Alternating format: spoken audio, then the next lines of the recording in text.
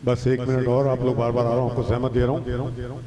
और देखें, मैंने जरिए इमाम हुसैन और करबला की ज़ियारतों में जरियों का तवाफ़ किया है, और तवाफ़ ही लिखा है जरियों पर। वहाँ तसव्वुर नहीं था कि दो पार्टीशन ख़वातीन के और मर्दों के बना दिए जाए, और तवाफ़ का ही जिक्र रिवायतों में मिलता है कि बीबी की ख्वाहिश थी कि तवाफ़। तो लेकिन अपने माशरे में और प्रेशर के तहत मैं सिर्फ ख़वातीन से इल्तिमास करूँगा कि वो जो मर्दों के दरमियान बैठी हुई हैं, ख़वातीन का अलग पर्दे में इंतज़ाम है, वहाँ तशरीफ़ ले जाए। हमारा तसव्वुर किसी तरफ नहीं जाता, लेकिन जिनका जाता है वो एतराज़ करते हैं। इसलिए मैं अज़ादार हूँ, अज़ादारी करता हूँ, ज़ियारतें बरामद करता हूँ, वो ज़ियारतें ख़वातीन में भी जाती हैं। हमारा तसव्वुर कहीं नहीं जाता, जिनका तसव्वुर जाता है वो एतराज़ करते हैं और इस माशरे पर वो छा चुके हैं। इसलिए उनके लिए गुजारिश कर रहा हूँ कि ख़वातीन जो हैं वो पर्दे में चली जाए। बर मोहम्मद व आले मोहम्मद सलावत।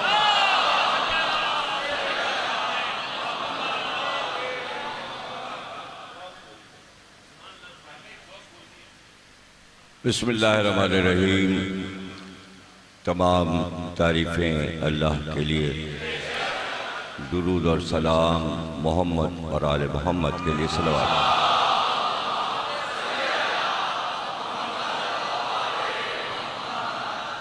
1440 हिजरी के अशे मुहर्रम की आज 3 तारीख है, और हम चौथी तकरीर आप हजरात के सामने पेश कर रहे हैं। मौजू हमारा विलायत और फजीलत है।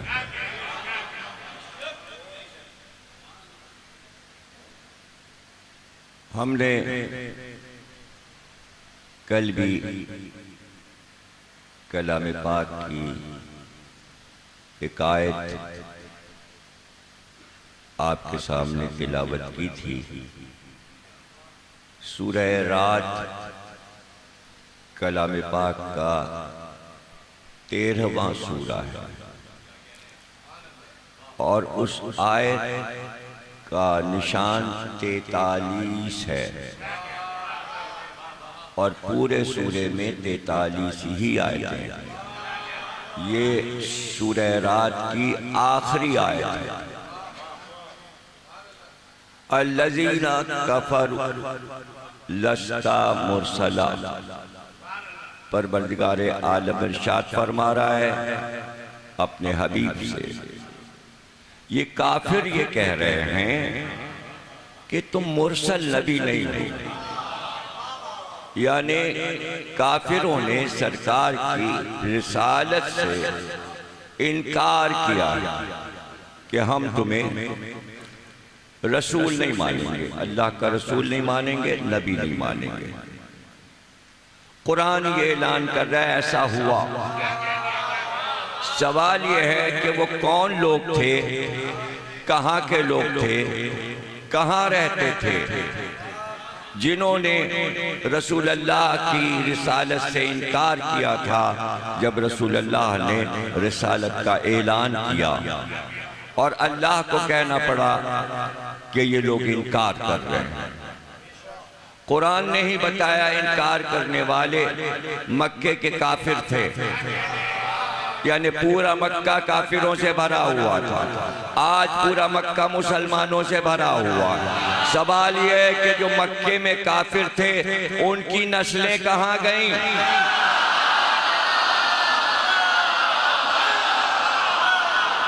वो सारे काफिर जो कह रहे थे हम तुम्हें रसूल नहीं मानेंगे, तो अल्लाह जलाल में आ गया। और याद रखिए, जब किसी आयत में कुल आ जाए तो वो जलाली आयत होती है। कुल वल्लाहु अहद अल्लाहु समद लम यलिद वलम यूलद वलम यकुन लहू कुफुवन अहद। कुल से 4 सूरे शुरू हो रहे हैं। 5वां सूरा कुल से 72वां सूरा सूरह जिन भी कुल है। इस तरह कुरान में 4 नहीं 5 कुल है, और वो आयतें जो कुल से शुरू होती हैं उनकी तादाद कुरान में तफसील के साथ लिखी है। कुल के मानी है कहो, पैगंबर इनसे कहो, लहजा बदला हुआ कि हर आयत में कुल नहीं है, आयतें सब कहनी हैं, उन्हीं से बात करना है। तवज्जो कीजिए, अल्हम्दुलिल्लाह रब्बिल आलमीन। इसमें तो नहीं कहा कि कुल कहो, कहना ये भी है, सुनाना ये भी है, लेकिन ताकीद के साथ लहजा बदल कर परवरदिगार का लहजा बदला हुआ। कुल कह दो इनसे, कह दो, यानी कुल वहां आएगा जहां कुछ पहले से कहा जाएगा, उसके जवाब में परवरदिगार अपने हबीब से कहेगा अच्छा ये कह रहे हैं तो बस कुल कह दो इनसे, यानी दे दो इन्हें जवाब। तो अब जहां जहां कुल आया है उससे पहले कोई बात कही गई, कुल ला असअलुकुम अलैहि अजरन इल्लल मवद्दता फिल कुर्बा, कह दो इनसे। क्या कह दो? क्यों कह दो? इसलिए कि सरकार के पास जब आपने कहा जगह रिसालत अदा करो तो सब अपनी कश्तियों में सोना चांदी भर भर कर लाए और पैगंबर के सामने रख दिया। यह आपका जगह रिसालत है, आपने मेहनत की है हमारे साथ, हमें मुसलमान किया, हमको दीन दिया, हम आपको ये अजर देते हैं। सरकार ने कहा ले जाओ ये दौलत, हमें ये दौलत अजर में नहीं चाहिए, इसलिए कि अल्लाह कह रहा कुल इनसे कह दो दौलत नहीं चाहिए, कुल ला असअलुकुम अलैहि अजरन इल्लल मवद्दता फिल कुर्बा, नहीं चाहिए ये दौलत, हमारे कुर्बा से मोहब्बत करो। सबसे बड़ी दौलत यह है अगर तुमने मोहब्बत कर ली तो अजरे रिसालत अदा हो गया। जिसने अहले बैत से मोहब्बत नहीं की उसने अजरे रिसालत अदा।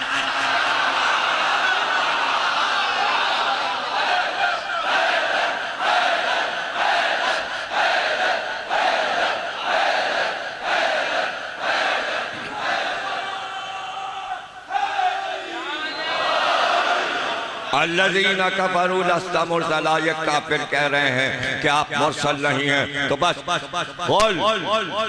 कुल कफ़ा बिल्लाहि शहीदम बैनी व बैनकुम व मन इंदहु इल्मुल किताब। लफ्ज़ किताब पे सूरा खत्म हो गया, इल्मुल किताब। कह दीजिए इनसे काफिरों से कि नहीं मानते रसूल तो ना मानो। इसके मानी ये हैं कि अगर सारे काफिर अरब के रसूल अल्लाह को रसूल अल्लाह मानकर और कलमा पढ़कर मुसलमान ना होते तो अल्लाह कह रहा है जब भी हमारे ऊपर कोई असर न पड़ता, इसलिए कि रिसालत के 2 गवाह काफी हैं। अल्लाह तो रहेगा हमेशा और वो भी रहेगा जो आलिम किताब है। तुम कुछ नहीं कर सकते, तुम रसूल का कुछ नहीं कर सकते, मानो या न मानो। कुल कफा कह दो काफी है, बस काफी है। लफ्ज काफी जब आ गया तो 2 गवाह काफी हैं। कुल कफा बिल्लाहि शहीदम, एक तो अल्लाह है, बीच में वाव लगाया, और व मन इंदहु इल्मुल किताब, और वो जो आलिम किताब है, जिसके पास किताब का इल्म है। यहाँ पर मौलाना फरमान अली साहब ने अपनी तफसीर में हाशिए पर लिखा कि इल्मुल किताब से क्या मुराद है, तो उन्होंने लिखा कि इल्मुल किताब से मुराद है जिसके पास आसमानी इल्म है। अब मैं पहले उनकी तफसीर आपको सुना दें। फरमान अली साहब का कुरान वो कुरान है जो हर घर में मौजूद है। देखिए, हर शिया के यहाँ जो कुरान है वो या फरमान अली साहब का होगा या मकबूल अहमद साहब का होगा। दो ही वो बड़े आलिम हैं जिन्होंने बर्रे सगीर में आज से 100 साल पहले उर्दू तर्जुमा और तफसीर की। अब इस 100 साल में इन दो आलिमों के अलावा तीसरा कोई उठा नहीं। तर्जुमे तो बहुत लोगों ने उर्दू में कर दिए, देख देख कर उर्दू से उर्दू कर दिया। अहले सुन्नत के यहाँ बहुत उर्दू तर्जुमे हैं, हमारे यहाँ कम हैं। उसके बाद एक आध लोगों ने किए, लेकिन तफसीर सब नहीं लिख पाए। तफसीर सब नहीं लिख पाए।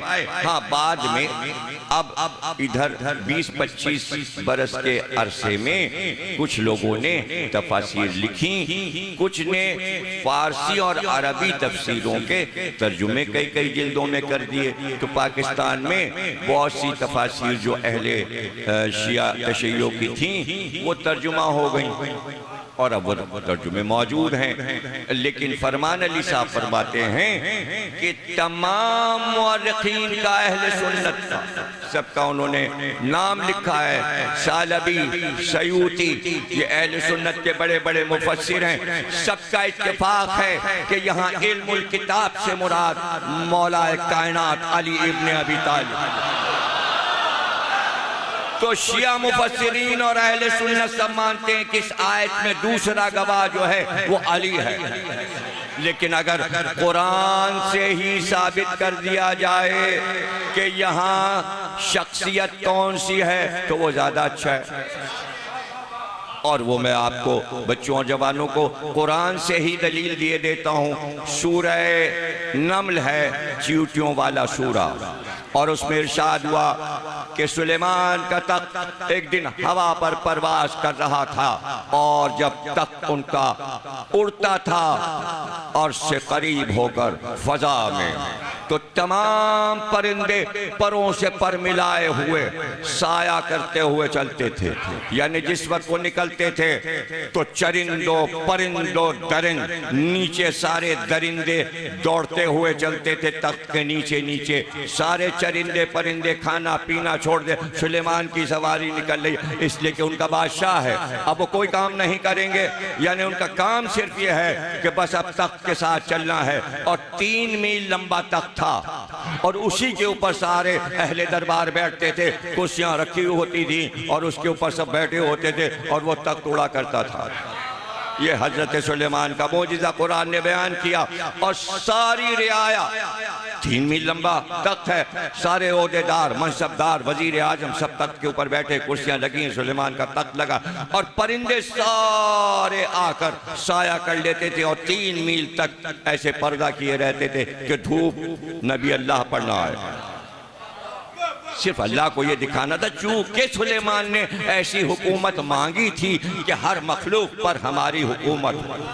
सूरह नमल क्यों रखा गया नाम, यानी चूंटी वाला सूरा, इसलिए नाम रखा गया चूंटी वाला सूरा कि जब तख्त निकला सुलेमान का और परिंदे भी आ गए, दरिंदे नीचे आ गए, चरिंदे भी आ गए और तमाम जिन्नात उस तख्त के गिर्द फजा में कंधे पर तख्त रखे हुए हवा में उड़ रहे होते थे। इफरीत, इफरीत का नाम भी कुरान ने लिया, ये कुरानी नाम है इफरीत।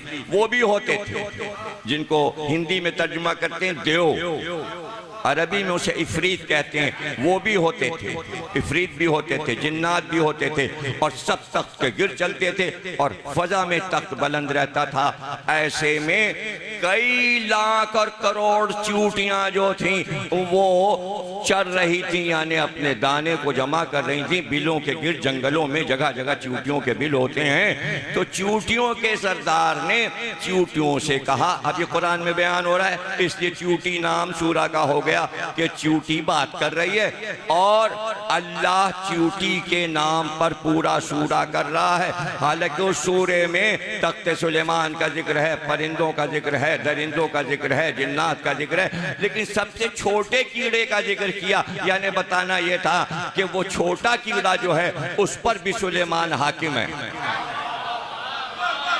उस पर भी हाकिम है। और ये क्या था कि हमने उसी सूरे में अल्लाह ने कह दिया मंतकुत्तैर, हमने तमाम दरिंदों परिंदों मखलूकात और हशरातुल अर्ज़ की ज़बानें अपने नबी को सिखा दी। यानी सुलेमान ऐसे आलिम थे, इतने बड़े आलिम थे कि हर दरिंदे हर परिंदे की ज़बान जानते थे और उसकी ज़बान में बात करते थे। अब चूंटी कितना छोटा एक कीड़ा है, कभी किसी ने क्या चूंटी को बोलते सुना? चूंटी की आवाज तो किसी ने नहीं सुनी, लेकिन कुरान ने कहा चूंटी बोलती भी है और उसकी आवाज भी होती है। इसलिए साइंसदान चूंटियों पर रिसर्च करते करते बहुत सारी किताबें, लॉर्ड फ्राडे बहुत बड़ा फलसफी है, उसने अंग्रेजी में एक इतनी मोटी किताब लिख दी, द अंट यानी चूंटी, छोटा सा एक कीड़ा। उसके ऊपर उसने पीएचडी की और उसके लिए उसने पेश लफ्ज़ में लिखा कि मैं चूंटियों पर किताब कैसे लिखता। तो मैंने एक जंगल में एक कुआं तलाश किया और पता चला कि उस कुएं के गिर्द बहुत सी चूंटियां रहती हैं। मैंने अपना बिस्तर वहीं कुएं के पास बिछा दिया, वहीं खाने पीने का सामान रखा, खुद ही मैं पकाता था, खुद ही खाता था कि मुझे चूंटियों से दोस्ती करना पड़ी। दोस्ती इसलिए वो मेरे ऊपर चढ़ती थी, मेरे बिस्तर पे आ जाती थी, तो मैंने चूंटियों की आदात व अतवार का मुशाहिदा किया। जब तक मैं चूंटियों से दोस्ती न करता मैं किताब कैसे लिखता? जब वो पूरी किताब 1000 सफ़े की लिख चुका तो उसने कहा, उसके बाद मैंने तलाश किया कि चूंटियों पर किस किसने लिखा, लेकिन कहीं कुछ ना मिला। तो मैंने सोचा कि मैं ही पहला आदमी हूँ जो चूंटी पर किताब लिख रहा हूँ। उसके बाद इत्तेफाकन मैंने नहजुल बलागा पढ़ ली, उसमें मैंने देखा मौलाए कायनात का पूरा खुतबा चूंटी पर था। जब मैंने वो खुतबा पढ़ा तो मैं हैरान रह गया कि मैंने तो चूंटियों के पास बैठ के पता लगाया, अरे ये कौन सा इंसान है जिसने चूंटियों की एक एक अदा एक एक बात अपने खुतबे में बयान मिंबर सलूनी पर।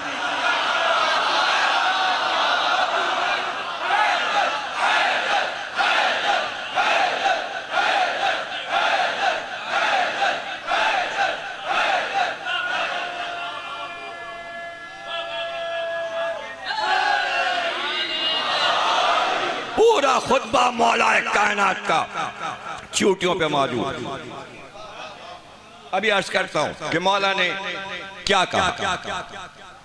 अब जाहिर है, देखिए कुरान कह रहा है कि चूंटी बोलती है। अब साइंसदानों ने पता लगाना शुरू किया कि ये चूंटी बोलती है। ऐसे हसास टेप रिकॉर्डर बनाए जाएं जो चूंटी की आवाज को रिकॉर्ड करें। जितना बारीक कीड़ा है ऐसी आवाज भी होगी और वो आवाज हम और आप सुन नहीं सकते। वो तो बड़ा गनीमत हुआ कि आवाज की बात हो गई, आवाज की बात हो गई। और दादा ने पूरा खुतबा दिया। अब पोते का जुमला सुनाता हूँ। इमाम ज़ैनुल आबिदीन सल्लल्लाहु अलैहि वसल्लम, वो दादा है, ये पोता, वो भी अली ये भी अली। आप सहीफे कामला के दुआ में फरमा रहे हैं रात को दुआ करते हुए, ऐ परवरदिगार तुझसे भाग कर कोई कहां जा सकता है और क्या तेरी तारीफ हो सकती है। अरे तू तो वो है कि पहाड़ पे जब चूंटी चलती है तो तू चूंटी के कदमों की चाप सुनता है। तू वो परवरदिगार, पता चला अभी तो बोलने की बात थी, चलने में भी आवाज है, मगर वो सुनता है जो चूंटी की पैरों की आवाज सुन ले। क्या वो हमारे ये नारे नहीं?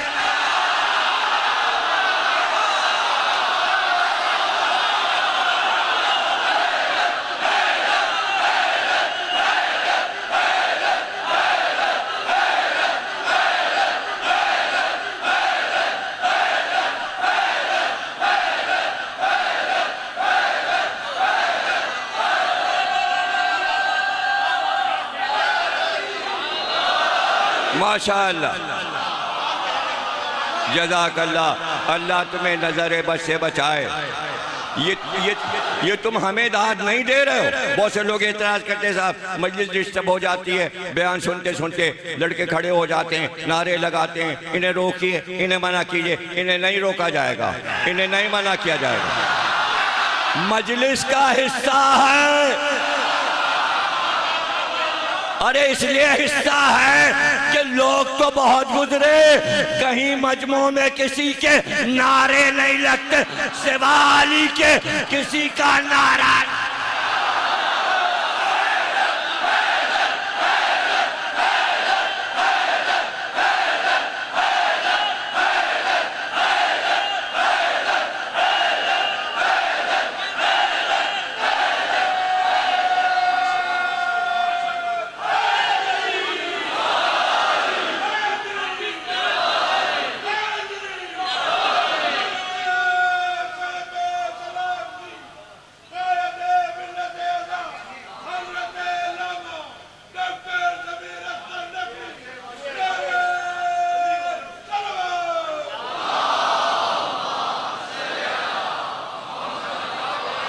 ये सब हमारे इमामों ने बताया है, किसी रावी ने नहीं बताया। अगर हमारे आइम्मा इस सतह पर गुफ्तगू ना करते तो आज साइंस ने जो तरक्की की है तो साइंस अकड़ के कहती किसी मजहबी रहनुमा ने ऐसी तरक्की याफ्ता बातें नहीं बताई। आज साइंस जब पढ़ती है हमारे आइम्मा को और चीज ईजाद करती है तो सर शर्म से झुक जाता है। हमने क्या ईजाद किया, बता तो सब वो गए हैं। मोहब्बत का मरकज, मवद्दत का मरकज, ये हमको नाज किस पर है? ये हम खुले मैदानों में अपने आइम्मा का जिक्र शान से क्यों करते हैं? इसलिए कि खिदमत खल्क करके गए, इंसानियत को बुलंद करके गए, इंसानों को इल्म सिखा कर गए। मैं बता चुका कि असल मकसद अल्लाह का ये था कि हमारी खिलकत को आलिम बनाया जाए, लेकिन वही बना सकता था जो खुद आलिम हो। जाहिल खिलकत को क्या सिखा सकता था? मुसलमानों से गलती ये हुई कि अपने रहनुमा जाहिलों को चुना।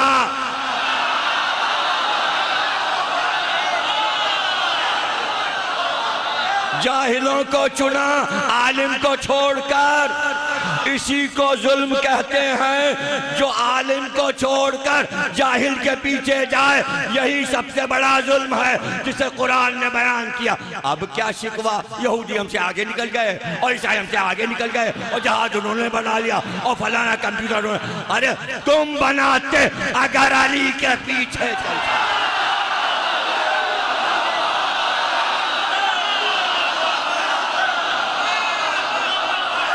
अब हम अपने बच्चों को ना बताएं, हम अपने बच्चों को बताएं।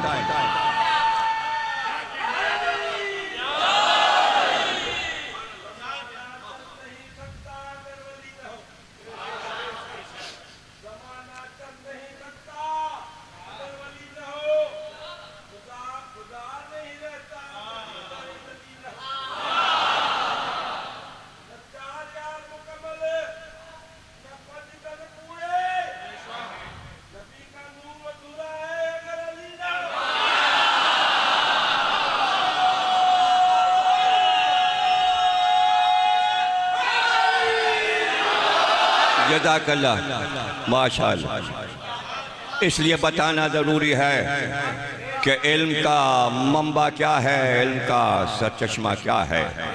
मुफस्सिरीन ने, यानी जैसे कि मैं कह रहा था कि फरमान अली साहब ने कुरान के हाशिए पे लिखा कि खुद मुफस्सिरीन और रावी तो कहते हैं ये आयत अली की शान में है, लेकिन खुद मौलाए कायनात ने फरमाया कि ये आयत कुल कफ़ा बिल्लाह मेरी शान में है।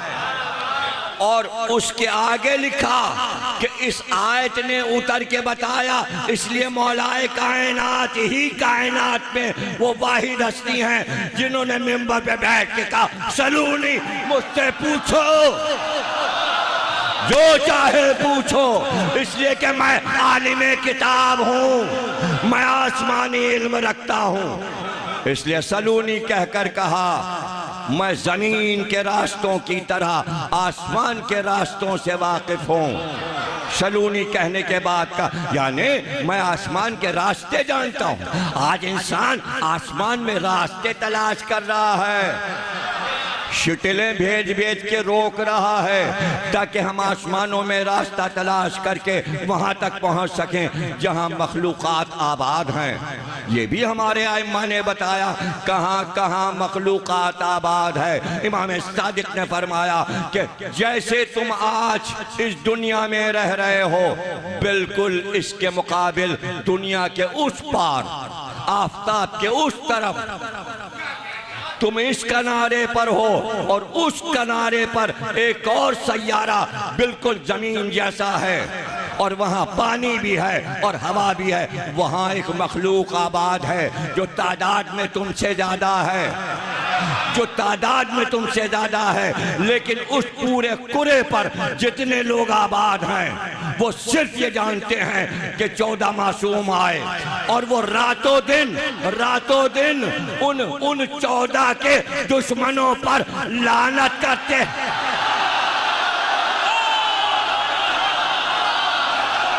वहां उस पार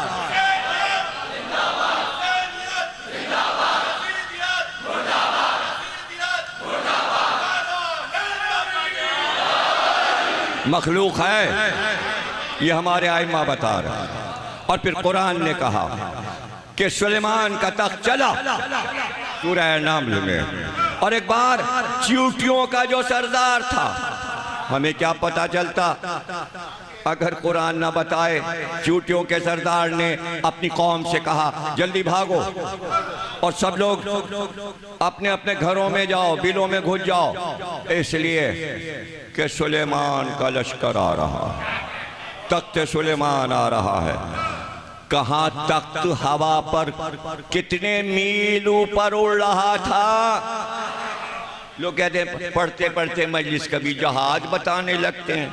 अरे अहमकों, जहाज ना बताऊं तो क्या करूं? अगर सुलेमान का तख्त ना होता तो साइंसदान के तस्वुर में जहाज कैसे आता कि हवा पे हम जहाज उड़ा सकते हैं। अबे कुरान से लिया ना, आइम्मा से पता चला ना, उनको पैगंबरों से पता चला, जब भी तो तस्वुर आया तो ना बताएं, तो अब बताना तो पड़ेगा। इसलिए कि मैं तो बहुत जहाज़ों का सफ़र करता हूँ। 2 हफ्ते के लिए मैं अमेरिका गया था, 2 हफ्ते के लिए गया था, तकरीबन 16 सफ़र 17 सफ़र किए मैंने। महफिल पढ़ी, दूसरी स्टेट में पहुंच गए 8 घंटे, कैलिफोर्निया, वहाँ से पढ़ा 4 घंटे में, वहाँ से पढ़ा मैं, वहाँ ह्यूस्टन पहुंच गए, वहाँ पहुंच गए, इधर पहुंच गए, उधर पहुंच गए। यानी स्टेट के नाम और उनकी दारुल हुकूमत और सब कहाँ याद करें। बगदीर का जलसा, गदीर का जलसा, गदीर का विलायत अली विलायत, और हर एक ने अपने इमाम बाड़े का नाम, किसी ने शिकागो वालों ने अली वलीउल्लाह नाम रखा हुआ है, किसी ने अल मुर्तज़ा रखा हुआ, जो न्यूयॉर्क का बड़ा सेंटर अल इमाम अली सेंटर, जो ईरानी हजरात का है, वहाँ 2 प्रोग्राम थे। हज़रत मुस्लिम की शहादत भी थी और ये विलायत अली का जलसा भी था ईरानी हजरात की तरफ से। वहाँ भी मैंने वहाँ के जो पेश इमाम हैं उन्होंने हमारा इस्तकबाल किया, वो भी ईरान से आए, तशरीफ़ लाए हुए हैं। उन्होंने हमें गले लगाया। उसके बाद उन्होंने मुझसे कहा 3 साल में कराची में रहा। मैंने कहा कहाँ रहे? कहने लगे आकाए हाफिजान के पास। मैंने कहा वो तो मेरे दोस्त थे ईरानी आलिम जो नुमाइश पे रहते थे, मैं नौरोज़ के दिन उनसे टुकरा, वो और लिपट गए मुझसे। कहले वो मेरे उस्ताद थे, आपके दोस्त थे। तो भाई मेरे दोस्त बहुत से बड़े बड़े उलमा के उस्ताद रह चुके हैं, इसमें क्या परेशानी? तो इसमें कोई परेशानी की बात नहीं होनी चाहिए। तो भाई जब जहाज पे आदमी बैठेगा तो बता देगा ना 35,000 फीट की बुलंदी पे उड़ रहा है।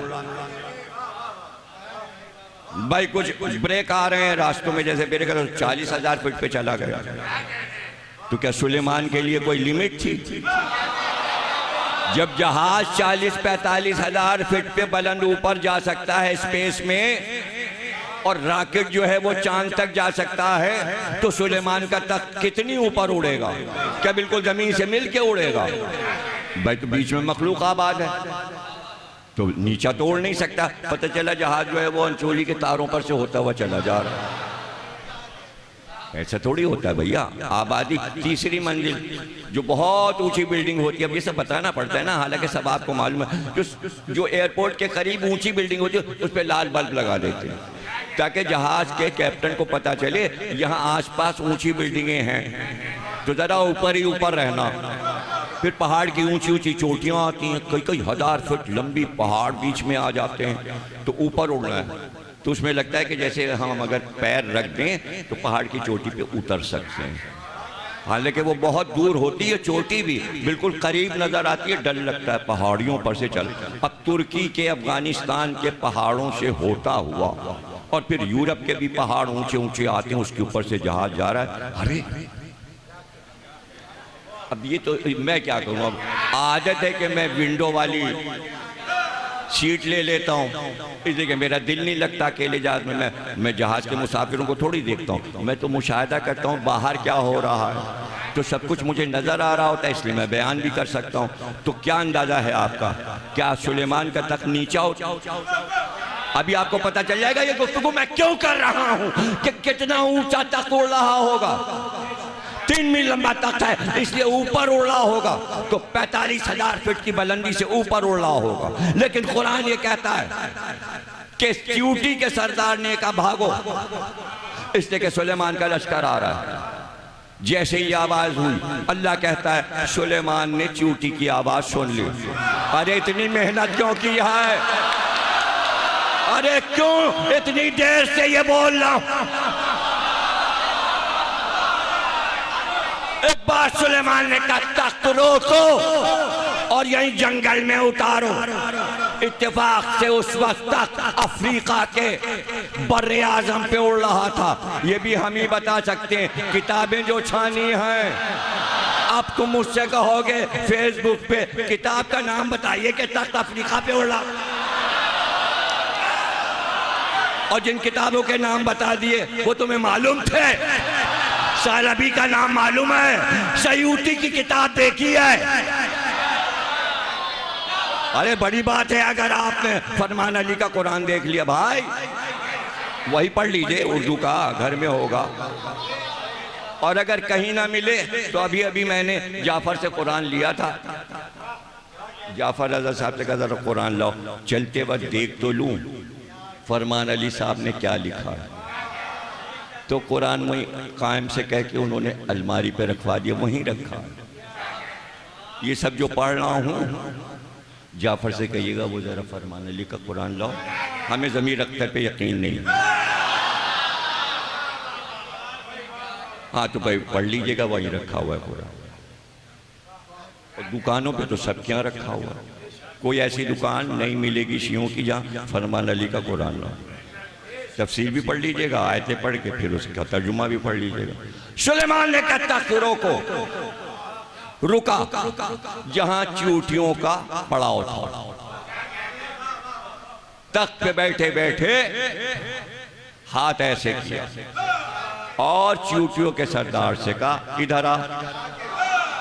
अब भाई इताअते नबी तो है। सरदार जो था चींटियों का फौरन सुलेमान के हाथ पे आ गया। अब यूं किया सुलेमान, क्यों अपनी कौम से ये क्यों कहा कि जल्दी बिलों में घुस जाओ? कहा हमने तो उनको तंबी की, बताया भाग जाओ घरों में, सुलेमान का लश्कर आ रहा है। क्यों कहा तुमने? कहा बादशाहों का क्या ठीक है, जब वो आते हैं तो अंदर जो भी चीजें हैं रोनते चले जाते हैं। तो हमने कहा हमारी कौम मर जाएगी, हमें अपनी कौम बचाना है। अच्छा चींटी अपनी कौम तो बचाए, अली अपनी कौम।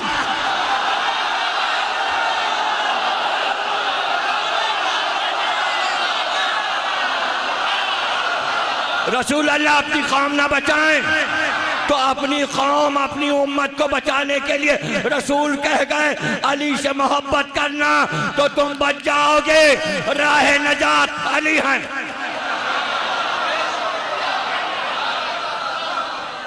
हमने तो अपनी कौम से ये कहा जल्दी भाग जाओ, बादशाहों का क्या ठीक है, वो रोनते हुए निकल जाते हैं।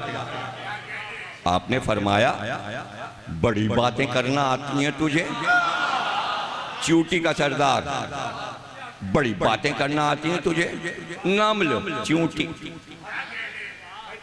बड़ी बातें करना आती हैं, हम तुझे रोंते हुए निकल जाते। सुलेमान ने कहा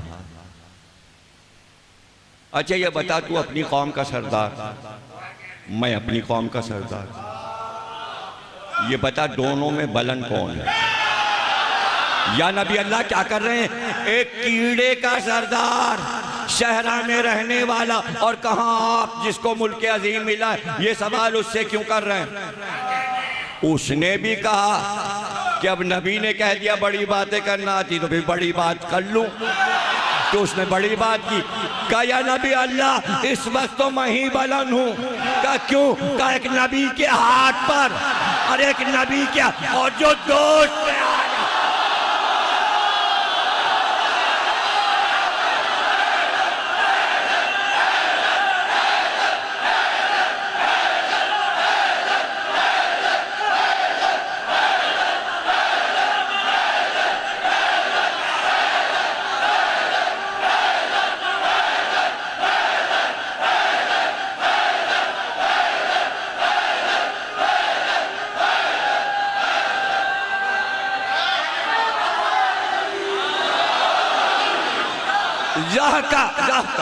आज कहती सुलेमान हंसे, चींटी की इस बात पर जोर से हंसे, यानी उसे सजा नहीं दी। बात उसने ऐसी दलील की कह दी थी, छोड़ दिया उसे, और फिर खुतबा दिया कि देखो इसे अपनी कौम का कितना ख्याल है, और इसने अपनी कौम को खुतबा दिया। कहा नहीं हम तुझे कुचलते हुए नहीं जाएंगे, इसलिए कि तू रे आया है और अल्लाह ने हमको तुझ पर बादशाह मुकर्रर किया है। ऐसे में तक चला एक बार नबी अल्लाह पे धूप आई, हजरत सुलेमान पे जरा सा धूप का धब्बा इतना आ गया, इतना, पूरे चेहरे और जिस्म पे धूप नहीं आई, जरा सा धूप आ गया। एक जगह खाली थी, आपने कहा ये कौन परिंदा था जिसने जगह छोड़ दी बगैर मेरी इजाजत के? सारे परिंदे बोले हुदूद हुदूद, सबने अपनी जान बचाई। सारे परिंदों की कौम वालों ने अपनी जान बचाई कि कबूतर बच जाए, कौवा बच जाए, हंस बन जाए, फाख्ता बच जाए, वरना सब उसमें मुलव्विस हो जाते। तो सब ने पुकार के कहा जो गायब हुआ है वो हुदूद था। अब ये याद रखिएगा लफ्ज़ हुदूद अरबी है और यही नाम कुरान में आया है, इसीलिए वो हुदूद मशहूर है। हुदूद उस परिंदे को कहते ही उर्दू में हुदूद है। अब उसका नाम उर्दू हिंदी में क्या है वो आप पता लगा लीजिए। अरबी में हुदूद कहते हैं, मगर ये याद रखिएगा जगह तो छोड़ी है, डांट तो खाई है, मगर ताज भी उसी को मिला है।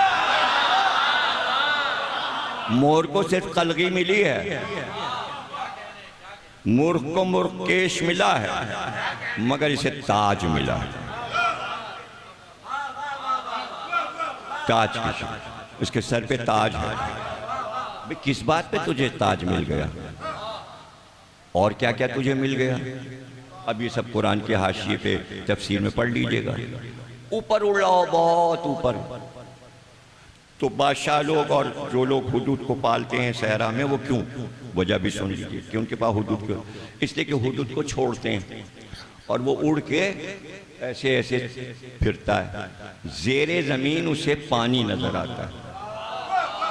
जहां वो जाके ठोंग मारे सब समझ जाते हैं यहाँ चश्मा खोदो। उसके लिए उसकी आंख में जमीन मिट्टी नहीं है। अभी कायम साहब ने मुझे बताया, वो देखिए कालीन सबील के सामने बिछा है। मैंने कहा ये कैसा कालीन है? कहले मिट्टी के रंग का है। मैंने कहा ये तो बिल्कुल, लोगों को क्या पता चल जाएगा कालीन बिछा है? सब समझेंगे ये तो फर्श है, ये ग्राउंड का, यहाँ अमरोहा ग्राउंड का। कहले नहीं इतना मोटा है, वो तो जब करीब पहुँचेंगे तो पता चले। मैंने कहा उसे बीच में बिछा दो किनारे, तो वो बिल्कुल मिट्टी के रंग का लग रहा है। तो मेरी आंखें धोखा खा गई कि कालीन जो है वो फर्श लगने लगा, लेकिन जनाब हुदूद धोखा नहीं खाता, इसलिए कि उसकी आंख के सामने जमीन को शीशा कर दिया गया। वो शीशे के अंदर से देखता है यहाँ पानी बह रहा है। अब आपको मेरी बातों पे यकीन ना आए तो अब क्या करूं? आपकी वजह से मैंने अपनी आंखों का धोखा बताया, वाला कोई अपनी आंखों का धोखा बताता है? ये तो तजुर्बे की बातें, जितना जितना पढ़ेंगे आप उतनी बातें ज़्यादा से ज़्यादा मालूम होंगी। उसके लिए ज़मीन शीशा है और नीचे देख लेता पानी है, और वो ठोंक मारता कहता है यही चश्मा है, खुदता है और पानी निकल आता है। अब हुदूद को क्या क्या नेमतें मिली हैं?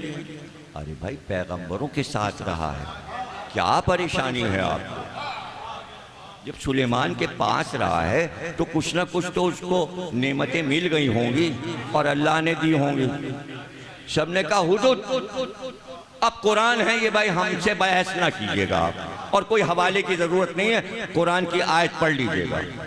उनका अच्छा, बगैर नबी की इजाजत की जगह छोड़ा, आए मैं इसकी गर्दन काट के मिलाट के रख दूंगा, मैं इसे हलाल कर दूंगा, मार दूंगा, इसकी गर्दन अलग कर दूंगा, काट दूंगा। तो ये तय हो गया सुलेमान के इस किस्से में कुरान की सूरह नम्ल की इस आयत से कि अगर कोई नबी के इजाजत के बगैर जगह छोड़ दे।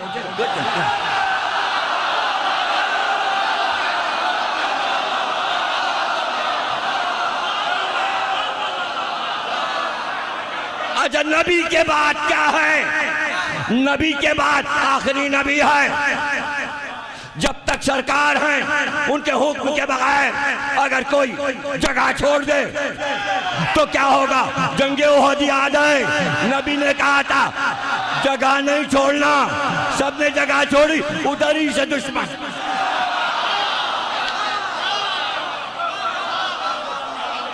जिन जिन ने जगह छोड़ी उनके नाम तारीख में लिखे हैं। ये भी तारीख लिख दिया कि सब 3 दिन के बाद वापस आए जो भागे थे ओहद से। सरकार ने इंतजार किया कि कब वापस आएंगे। जब वापस आए सरकार ने कहा कहाँ चले गए थे? ये नहीं कहा कहाँ भाग गए थे, कहाँ चले गए थे? का सरकार पहाड़ी पे चढ़ गए थे। का क्यों चढ़ गए थे पहाड़ी पे? का एक आवाज आई थी, अरे मुसलमानों भागो, नबी कत्ल कर दिए गए। का मैं तो तुम्हारे सामने बैठा हूं। का तो वो तो ऐलान कर रहा था एक आदमी पुकार पुकार के, जल्दी निकलो मुसलमानों, नबी कत्ल कर दिए गए। का आवाज जानते हो किसकी थी? कौन पुकार रहा था? का सरकार कौन पुकार रहा था? का शैतान पुकार रहा था, भागो। पता चला जब मुसलमान भागते हैं तो शैतान की पुकार पर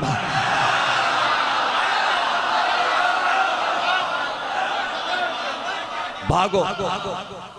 तो आपने फरमाया एक आवाज जिब्रील ने भी तो दी थी, जिब्रील भी पुकारे थे वापस आओ, नबी जिंदा है। शैतान पुकारा था, मार दिए गए। अल्लाह ने जिब्रील को भेजा कि जाके ओहद में पुकारो कि नबी जिंदा है। वो आवाज नहीं सुनी? का नहीं, वो तो नहीं सुनी। इसलिए हम कहते हैं मजलिस में बैठो ताकि महशर में जब इमाम आएंगे शैतान भी पुकारेगा, वो अपने लोगों को दज्जाल को बुलाएगा। जिब्रील कहेंगे इधर मेहदी की तरफ आओ, कुछ दज्जाल की तरफ जाएंगे, कुछ मेहदी की तरफ। तो मजलिस से पता चलेगा शैतान की आवाज क्या है, जिब्रील की आवाज। अरे शैतान नारा हैदरी नहीं लगाएगा, जिब्रील मेहदी की आमद पे नारा हैदरी।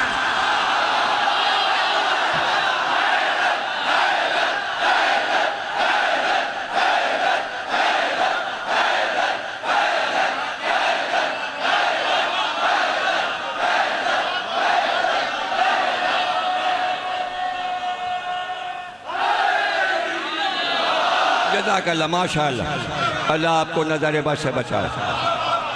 जगह नहीं छोड़ना। तो अब सवाल ये है कि अगर एक परिंदा जगह छोड़ दे तो नबी कहता वाजिबुल कत्ल है।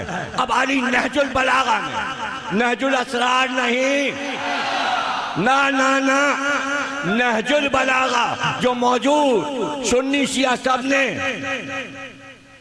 तर्जुमा करके छापा है।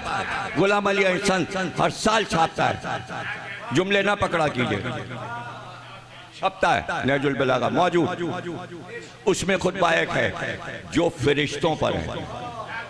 आपने उस खुतबे में ये बताया कि मलाइका की किस्में क्या हैं, कितने किस्म के मलाइका अल्लाह ने बताया। उसके बाद ये बताया कौन सा मलक कौन सी ड्यूटी दे रहा है, वो कौन से मलाइका हैं जो अर्श उठाए हुए हैं, वो कौन से मलाइका हैं जो सूरज को लाते ले जाते हैं, वो कौन से मलाइका हैं जो चांद के साथ साथ हैं, सितारों के साथ साथ हैं, वो कौन से मलाइका हैं जो ज़मीन पर मुकर्रर हैं, वो कौन से फरिश्ते हैं जो पानी पर और समंदर पर मुकर्रर हैं, फ़ज़ाओं में, हवा में, खला में, यहाँ से लेकर अर्श तक, कुर्सी तक, सिदरा तक, कौसर के किनारे, सलसबील के किनारे, दरख्त तूबा के पास, सब फरिश्ते क्या कर रहे हैं, सबकी ड्यूटी बताई। और उसके बाद बताया जहां अल्लाह ने उन्हें मुकर्रर कर दिया है वही काम किए जा रहे हैं।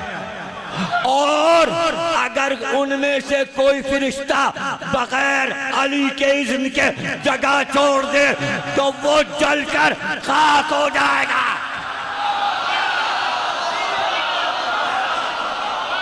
मेरे इज़्न के बगैर ड्यूटी अल्लाह की इज़्न वली से लेना है, उलिल अम्र से, अम्र इसका है, साहिब अम्र ये है, हजरत हुज्जत ये है, इजाजत इससे लेनी है, इसलिए कि हाकिम जमीन व आसमान का ये है। इमाम महदी से फरिश्तों को इजाजत लेनी होती है। कभी सूरह कद्र पढ़ा, शब कद्र क्या है, मलाइका वहां से यहाँ आते हैं, और यहाँ के मलाइका वहां जाएं, वहां के यहाँ आते हैं। पता चला वली इमाम महदी हैं, रूह और मलाइका, तनस्सलुल मलाइका व रूह फीहि बिइज़्नि रब्बिहिम, अपने रब की इजाजत से महदी के पास आते हैं। अल्लाह कहता है जाओ, वहां जाओ, अम्र लेकर जाओ, अम्र इरादा लेकर जाओ। नहीं पढ़ते, सूरह कद्र भी लोग नहीं पढ़ते। हालांकि लिखा है शब कद्र में 70 बार सूरह अन्नज़लना तस्बीह पे पढ़ो, बड़ा सवाब है, बहुत सवाब है। शब कद्र में 70 बार पढ़ो, और मगरिब की नमाज में बड़ा सवाब है। सूरह अन्नज़लना रात को पढ़ो, सूरह अलहम के बाद। ये बातें भी तुम्हें किसी ने बताई हैं, तो छोटी छोटी बातें हैं, तो अली ने खुतबे में बता दिया। तो इसके माने इज़्न, इजाजत जो है वो नबी की है या वली की है, या अली की है। अली वली, इमाम महदी तक इज़्न, इजाजत ही इजाजत, इजाजत लेनी है साहिब अम्र। थोड़ी देर में हुदूदा के तख्त पे बैठ गया सुलेमान के सामने। आपने डांट के कहा था जो इतनी देर में आया? डांट पड़ी। छोटा सा परिंदा कहना या नबी अल्लाह, बस उड़ रहा था, उड़ते उड़ते सोचा इतना बड़ा आपका मुल्क है, तो हमने सोचा कि आज हम दूर तक उड़े और अपने नबी की सल्तनत की हुदूद का पता लगाएं। अच्छा, एक छोटा सा परिंदा सुलेमान जैसे नबी की हुदूद तलाश करने निकला है। अरे वो परिंदा है तो हुदूद तलाश कर रहा है। आप भी परिंदे हो, अली की हुदूद तलाश कर रहा है। अरे वो तो उड़ के पता लगा रहा था, तुम्हारे पास तो पर भी नहीं है कि ऊपर जा सको। हुदूद कहाँ मिलेगी? यहीं यहाँ मिल जाएगी। महलों में हुदूद तलाश हो रही है। पाकिस्तान जैसे छोटे मुल्क में अली की हुदूद। अरे किसी बड़े मुल्क में रहते होते, रूस वूस में कहीं जिसका एरिया बड़ा है, चाइना, बड़े बड़े मुल्क, तो चलो हुदूद देखते घूम फिर के। अरे दीवारें छीनी, लोग नहीं देख पाते कहाँ तक चली गई है। दीवारों की हुदूद नहीं मिल रही, पहाड़ों की हुदूद नहीं मिल रही, साइबेरिया के मैदानों की हुदूद नहीं मिल रही, अफ्रीका के जंगलों और सहराओं की हुदूद नहीं मिल रही, समंदरों की हुदूद नहीं मिल रही। आपको अली की हुदूद।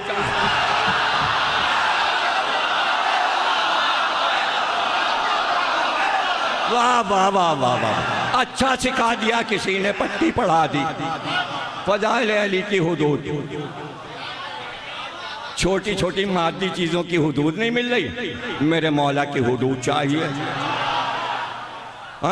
वो निकला तो सुलेमान ने कहा फिर तूने क्या पाया, क्या तूने सरहदों का पता लगा लिया, मेरा मुल्क कहां तक फैला है, कहां आपकी सरहद पा गया। अरे एक परिंदा सुलेमान की हद पा गया। कहा फिर क्या तू सरहद से बाहर निकल गया, कहां सरहद से बाहर निकल गया। कहा क्या देखा, कहा वहां देखा एक और मुल्क। बस यहाँ पे जरा सा मैं हाथ जोड़ लूं और मुझे माफ कर देना। या सुलेमान, आपके मुल्क की हद से निकल गया था हुदूद, लेकिन मौलाए कायनात का जो मुल्क है उसकी हुदूद से अब तक जिब्रील नहीं निकलता।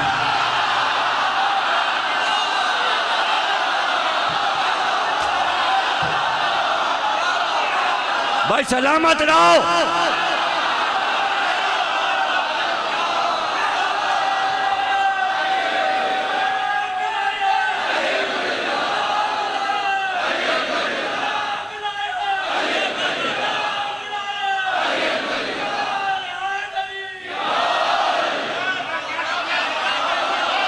सलामत रहो, तुम्हारे घर आबाद रहे,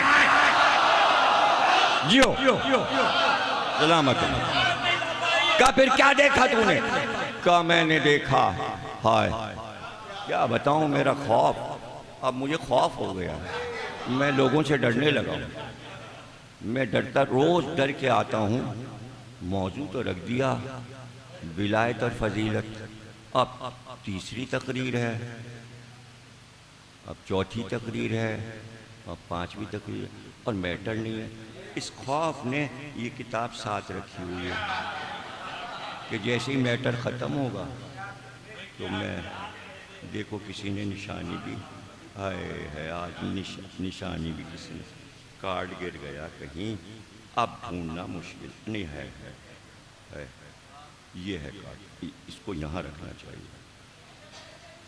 ये तो मैं सोचता हूँ वो 70 वाली मनकबतें शुरू कर दूंगा, लेकिन मैं घड़ी देखता हूँ, मैंने कहा अरे अभी तो तमीज़ थी, अभी ये पढ़ना है, तो फिर शुक्र कि भाई तकरीर हो गई और आपने करवा लिया। अब मैं क्या करूँ, उसको पूरा करूँ या ये पढ़ूँ, ये तो आप पे छोड़ता हूँ। जो सुना रहा हूँ उसे पूरा करूँ या आगे चलूँ, और फिर अगर लंबी हो गई तकरीर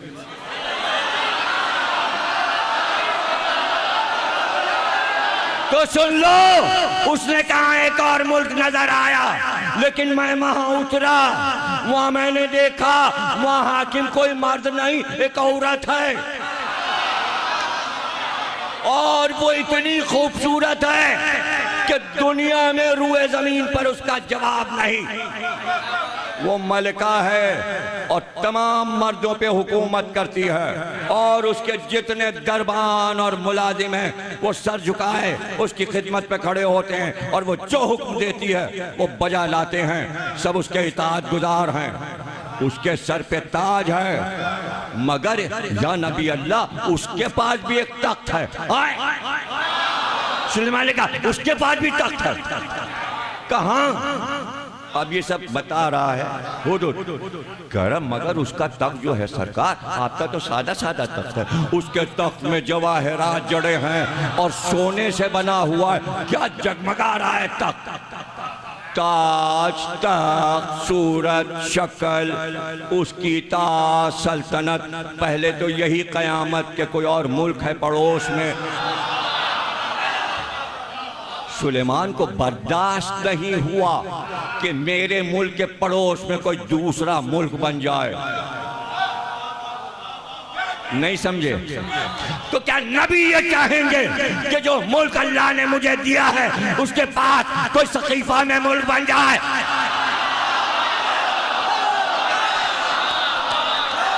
बस एक मुल्क रहेगा और वो अली का मुल्क है। इसलिए कहा मन को तुम्हारा वफादाला, मुल्क एक है, वो गदील खुन का मुल्क है। अब दूसरा मुल्क अल्लाह को मंजूर नहीं। आप कहेंगे बन तो गया, अरे बन तो गया, जुमला तो मेरा ले लो, टूट भी गया।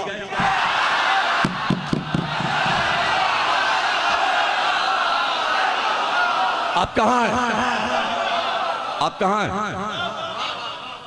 मुल्क तो अली का है, जो आखिर में आएगा उसी का तो होगा मुल्क। अली के बाद कौन आया? अली के बाद कौन आया? मुल्क तो अली पे खत्म हो गया, फिर अली का मुल्क अली को वापस मिल गया। अब बोलिए, दरमियान से सब माइनस कर दीजिए। मुल्क पहले भी अली का था, बाद में भी अली का है, बीच में कुछ नहीं है, दरमियान में कुछ नहीं है। अब कयामत तक मुल्क अली का है। उनके बेटे ही हुकूमत करेंगे, उनका बेटा ही हुकूमत कर रहा है। आप फौरन परेशान हो जाते हैं, ये बहुत दूर निकल जाते हैं, वहीं पे वापस जाए, हाँ वहीं पे वापस जा रहा है। अच्छा तूने क्या देखा? का ये देखा का अच्छा बस बुलाया कातिब को, लाओ कलमदान, लिखो खत। आप कहेंगे फिर ये हट गए मौजूद, क्या करूं हटना को? कुरान में 114 सूरे हैं। कितने? 114 सूरे। हर सूरे पर बिस्मिल्लाहिर्रहमानिर्रहीम, यानी 114 बिस्मिल्लाह भी होने चाहिए हर सूरे पे बिस्मिल्लाहिर्रहमानिर्रहीम। लेकिन बिस्मिल्लाहिर्रहमानिर्रहीम 113 है, इसलिए कि नमा सूरा सूरह तौबा, जिसे सूरह बरात भी कहते हैं, उसके ऊपर बिस्मिल्लाहिर्रहमानिर्रहीम नहीं लिखा। बगैर बिस्मिल्लाह के वो सूरा पढ़ा जाता है। पूछा गया भाई मुफस्सिरीन से कि बिस्मिल्लाह के बगैर तो दुनिया का कोई काम ही नहीं होता, और ये सूरा का इस सूरे में अल्लाह गुस्से में है। अब वो कह रहा है कि जिनकी बातें अल्लाह कर रहा है गुस्से में उन पे इताब कर रहा है, और वो कह रहा है रहमान और रहीमियत बिल्कुल ख़त्म। इसके माने कभी कभी गुस्से में कुछ लोगों पे रहीमियत उठा लेता है, रहमानियत उठा लेता है, और क़हार और जब्बार बन जाता है। और क्या है सूरा? अज़ानुम मिनल्लाहि व रसूलिही, मेरे रसूल जाकर अजान दो, और वो अजान अल्लाह और रसूल की तरफ से हो, उसी का नाम सूरह बरात है। जाओ जाके अजान दो, और काफिरों और मुशरिकों से कह दो आज के बाद एक काफिर और मुशरिक खाने काबा में नहीं आ सकता, कदम नहीं रख सकता।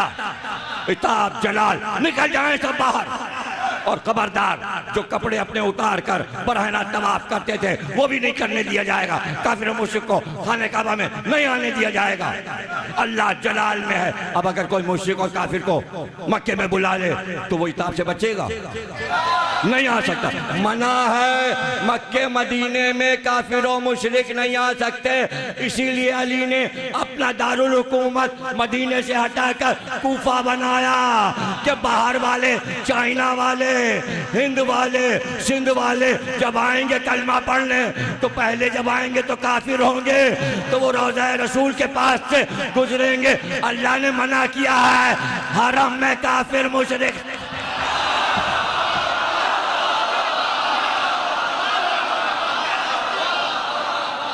किसको फायदा पहुंचा? अली के इस इक़दाम से किसको फायदा पहुंचा? फायदा ये पहुंचा कि अली के बाद किसी अरब बादशाह ने दारुल हुकूमत फिर मदीने को नहीं बनाया। क्यों? रियाज है, इसलिए कि हर मुल्क का सफीर दारुल हुकूमत में रहता है। वो मुशरिक भी है, वो काफिर भी है, मदीने में नहीं रह सकता था। इसलिए अब दारुल हुकूमत न मक्के आ सकता है न मदीने आ सकता है, इसलिए कि हरम में न काफिर आ सकता है न मुशरिक आ सकता है। मना कर दो। बुलाया रसूल अल्लाह ने, ले जाओ काफिर और मुशरिकों को डांट के भगा दो खाना। अरे कोई थोड़े से हैं। गए, आधी दूर पहुंचे, जिब्रील आए। किसको दे दिया सूरा आपने? उनके बस की बात नहीं है, उसको भेजिए जो आप में से हो, जो मिन्नियत की मंजिल पर हो। अली मुझसे है, मैं अली से हूं। जो आपका हो, आप में से हो, उसे बुलाइए। अली को बुलाया, कह जाओ सूरह बरात उनसे ले लो और तुम जाके पहुंचाओ। अली कहते मैं पहुंचा, मैंने सूरह बरात ले लिया, लेके मक्के पहुंचा। खाना काबा के चारों तरफ पहाड़ियों पे चढ़ के इधर उधर पूरे मक्के में चक्कर लगाया और जगह जगह खड़े होकर सूरह बरात पढ़ना शुरू किया। किसी ने नहीं लिखा कि हाथ में पारा लिए हुए थे या कागज। अभी तो सूरा उतरा है, मगर अली को पूरा इतना बड़ा सूरा ज़बानी याद था। अगर कागज हाथ में होता तो अली ये क्यों कहते मैं सूरा पढ़ता जा रहा था और जुल्फ़िकार पे हाथ। उनका बस नहीं था कि मेरे टुकड़े टुकड़े करके पहाड़ों पे फेंक दें, लेकिन जब वो दांत पीस रहे थे मुंह से झाग निकल रहा था, इसलिए कि काफिरों की मजम्मत, मुशरिकों की मजम्मत मैं बयान कर रहा था और वो गोल के गोल चारों तरफ मुझे घेरे हुए थे। लेकिन जब उनकी नजर जुल्फ़िकार पे जाती,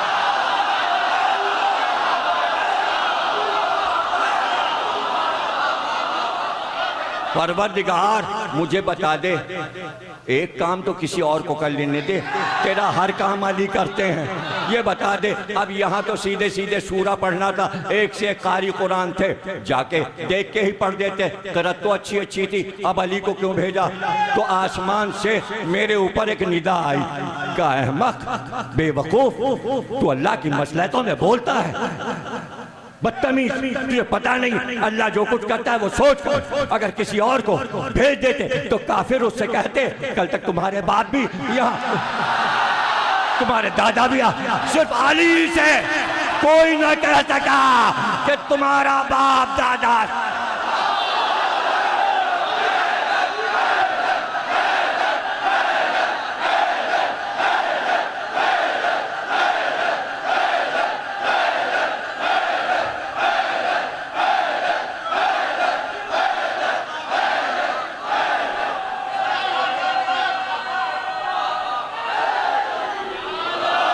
बस भाई तमीद यहाँ पे रुक रही है और कल इंशाअल्लाह यहाँ पे छोड़ा है वहीं से सुलेमान पर गुफ्तगू शुरू होगी। मौला कायनात फरमाते हैं कि चौथी फजीलत मेरी ये है कि मैं इस्लाम पर पैदा हुआ और ईमान पर पैदा हुआ, और जिस वक्त नबी ने ऐलान किया इस्लाम और ईमान मेरे पास था।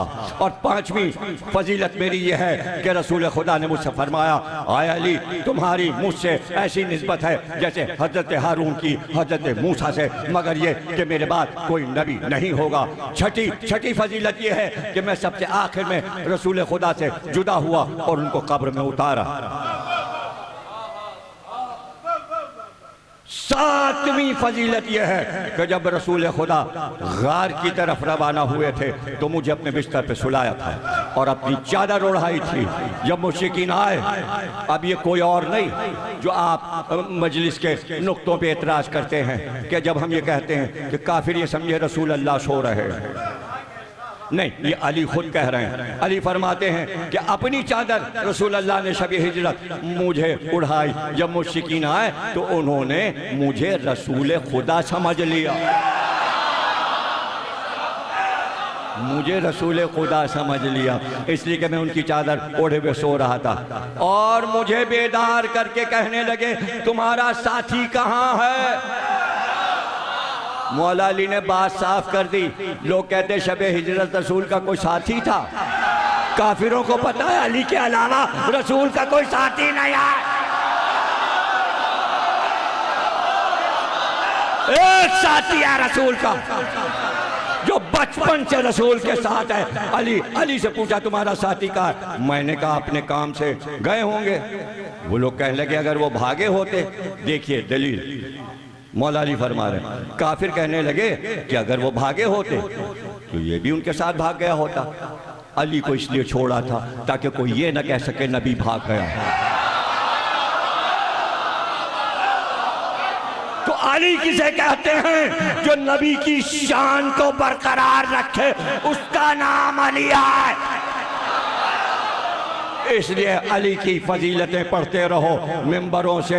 आठवीं फजीलत मेरी ये है कि रसूल खुदा ने मुझे इल्म के 1000 बाब तालीम किए कि हर एक से 1000 मैंने खोले, नीज मेरे अलावा ये इल्म किसी को रसूल अल्लाह ने तालीम नहीं फरमाया। रसूल के इल्म के तन्हा वारिस मौला कायनात। नवी फजीलत कहते हैं यह है कि रसूल खुदा ने मुझसे फरमाया, आय अली जिस वक्त अल्लाह अव्वलीनों आखिरीन को मशहूर करेगा तो अंबिया के मेंबरों के ऊपर मेरे लिए एक मेंबर नस्ब किया जाएगा, यानी सारे अंबिया को एक एक मेंबर मिलेगा। मैदान महशर में अव्वलीन व आखरीन सब जमा होंगे और अंबिया को एक एक मेंबर मिलेगा और वो सिर्फ तशरीफ फरमा होंगे। सरकार फरमाते हैं मेरा मेंबर सबके ऊपर होगा। अली फरमा रहे हैं, रसूलुल्लाह कहते हैं सबके ऊपर मेरा मेंबर नस्ब कर और औसिया के मेंबरों के ऊपर तुम्हारे लिए एक मेंबर नस्ब किया जाएगा, बस तुम उस पर मेंबर पर चढ़ोगे। 10वीं फजीलत यह है कि मैंने रसूल खुदा को ये फरमाते सुना, आया अली क़यामत के दिन मुझे कोई चीज़ अता नहीं की जाएगी, कोई चीज़ अता नहीं की जाएगी, कोई चीज अता नहीं की जाएगी मगर ये कि मैंने तुम्हारे लिए भी उस जैसी चीज की अल्लाह से दरख्वास्त कर दी। नहीं समझे? यानी रसूल बता रहे हैं मेराज में गुफ्तगू हुई है। रवायत देखिए, ये तो हदीस है रसूल अल्लाह की, जब पूरी रवायत आप पढ़ेंगे पता चलेगा। जब अल्लाह ने कहा हम तुम्हें महशर में ये अता करेंगे, तो रसूल अल्लाह ने कहा ये तमाम चीजें जो तू मुझे देने वाला है ये सब मुझे अली के लिए भी चाहिए।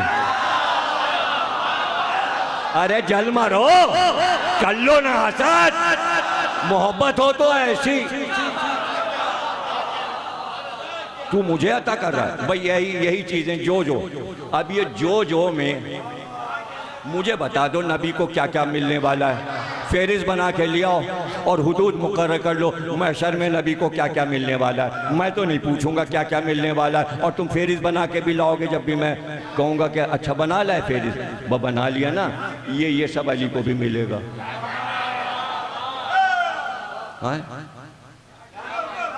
अब भाई सबसे बड़ी चीज़ रसूलुल्लाह को क्या मिलेगी? शिफात। तो जब कहा होगा तुम ही सबको बख्शवाओगे रसूल, तो फौरन रसूलुल्लाह ने कहा होगा यही मुझे अली के लिए भी चाहिए।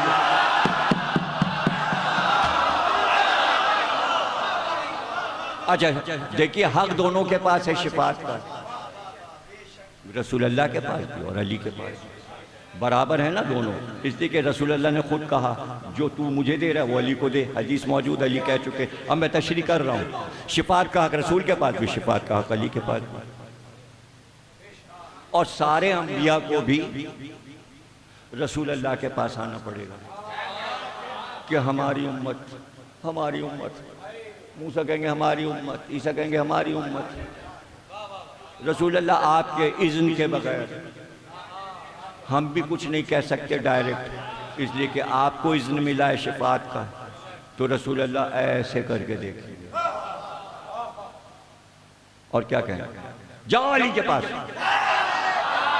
हल्के पड़ गए, इसलिए कि ईमान का इम्तिहान अली के जरिए।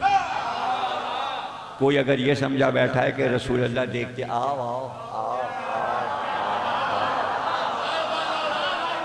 ना, रसूलुल्लाह सबको देख के अली के पास जाओ। अभी आगे हदीस आ रही है जिसमें रसूलुल्लाह फरमाएंगे अली से कि महशर में अली तुम्हारी जिम्मेदारियां क्या हैं। अभी आप सुनिएगा आगे।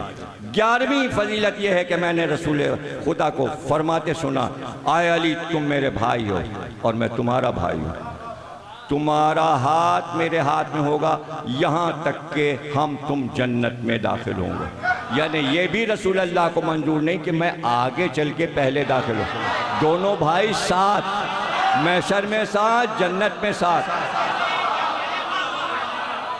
और इसकी तशरीह कल होगी, इसलिए कि कल दो भाइयों के जिक्र पे तकरीर खत्म होगी। हज़रत औना मोहम्मद का ताबूत बरामद होगा, पिसरान मुस्लिम का भी जिक्र होगा, दो भाइयों का। तो इन दो भाइयों का हम पहले जिक्र करेंगे। जो दो भाई दावत ज़ुलअशीरा से साथ चले तो साथ ही साथ रहे और महशर तक साथ हैं। वहाँ भी दोनों जुदा नहीं होंगे, एक दूसरे का हाथ नहीं छोड़ेंगे। ये नबी और अली हैं। वहाँ महशर में भी दोनों साथ ही साथ होंगे। उसके बाद आप फरमाते हैं कि 12वीं फजीलत यह है कि मैंने रसूल खुदा को फरमाते सुना, आए अली, मेरी उम्मत में तुम्हारी मिसाल हज़रत नूह की कश्ती की मानंद है कि जो इसमें सवार हो गया वो नजात पा गया, जबकि उससे रूगर्दानी करने वाला गर्क हो जाएगा। जिसने तुम्हें छोड़ दिया वो गर्क हो गया। यानी राह नजात अली फरमा रहे हैं, मैं हूँ। रसूल खुदा ने फरमाया 13वीं फजीलत यह है कि रसूल खुदा ने अपने दस्ते मुबारक से मुझे अपना अमामा पहनाया था और मेरे लिए दुश्मनों पर फतहमंद होने की दुआएं की थी, लिहाजा मैंने अल्लाह ताला के इज़्न से उन्हें शिकस्त दे दी।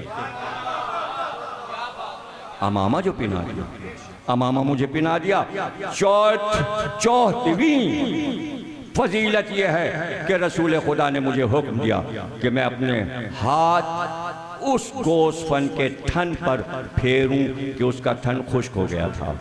लिहाजा मैंने अर्ज़ किया, ऐ अल्लाह के रसूल, बल्कि आप हाथ फेर दें। ये कल मैं तकरीर कर चुका काज़मैन में कि जहां पर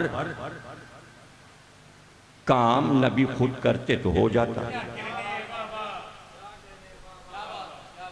भाई एक आदमी आया, उसने कहा सरकार हमारे जानवर ने दूध देना छोड़ दिया। सरकार उसके ऊपर हाथ फेर देते और वो दूध देने लगे। सरकार के हाथ में मोजिज़ा था, पत्थर उठाएं तो वो ला इला कहे, किसी कीड़े को हाथ पर रख लें तो वो ला इला कह दे। हाथ में मोजिज़ा है। मगर अली फरमा रहे हैं, रसूल अल्लाह ने मुझसे कहा तुम हाथ फेरो। अब समझ में आ रहा है कि रसूल के पास तो हर चीज़ थी और सब देख चुके थे कि साहिब मोजिज़ा हैं। अब ये जताना चाहते थे रसूल अल्लाह के जो जो मोजिज़े मेरे पास हैं सब अली के पास हैं। जैसे मुझ पे ईमान लाओ वैसा ईमान अली पे लाओ। कितने खुशकिस्मत हैं आप, और आपकी माएँ कितनी खुशकिस्मत हैं कि आपके कान में सबसे पहले ये आवाज़ बचपन में पड़ गई, जैसे रसूल की इताअत है वैसे ही अली की इताअत है। ये आपने अपने माँ बाप से सीखा है ना, आपने अपने घर से सीखा है कि मोहब्बत अली क्या है। तो आप सीखे बैठे हैं, आपको सिखाने की ज़रूरत नहीं है, आप सिर्फ अपना हाफ़ज़ा ताज़ा करने आए हैं। तो रसूल अल्लाह ने मुझसे कहा, मैंने कहा अल्लाह के रसूल आप हाथ फेर दें। आपने फरमाया, आए अली, तुम्हारा काम मेरा काम है, तुम्हारा फेल मेरा फेल है। ये बताना था कि जो जो तुम करोगे मेरे बाद वो तुम नहीं कर रहे, मैं कर रहा हूं। अब कोई अली पे एतराज नहीं हो सकता। बादे नबी कितने काम अली ने किए। अगर सिफ़ीन में तलवार चल रही है तो रसूल चला रहे हैं, अगर जमल में तलवार चल रही है तो रसूल चला रहे हैं, अगर नहरवान में तलवार चल रही है तो रसूल चला, और अगर किसी को अली माफ कर रहे हैं तो रसूल माफ कर रहे हैं, और अगर किसी को अली तलाक दे रहे हैं तो रसूल तलाक।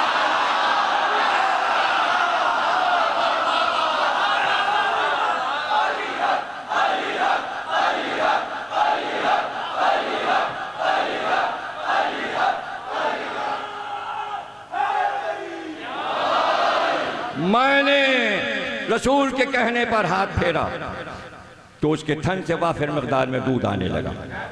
इस मौके पर मैंने रसूल खुदा को उस दूध में से एक घूंट पिलाया।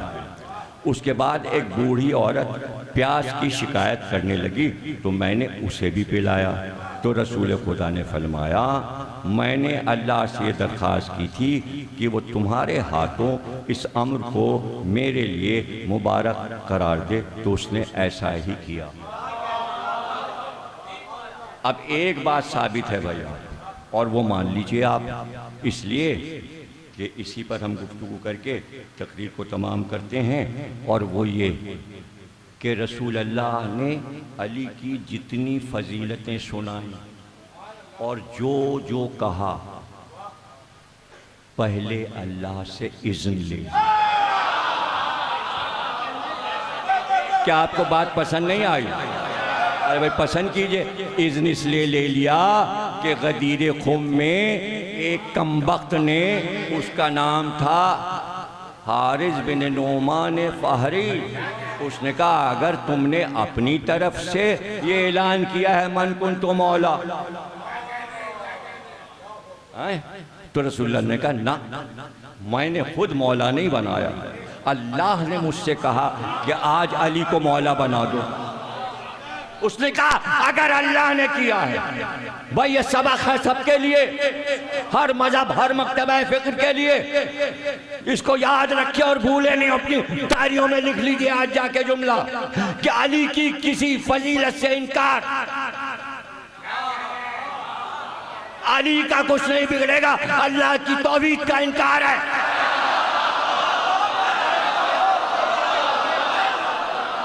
इसलिए रसूल अल्लाह और अली दोनों कह रहे हैं जब उसने इज़्न दिया तो फजीलत मुझे मिली।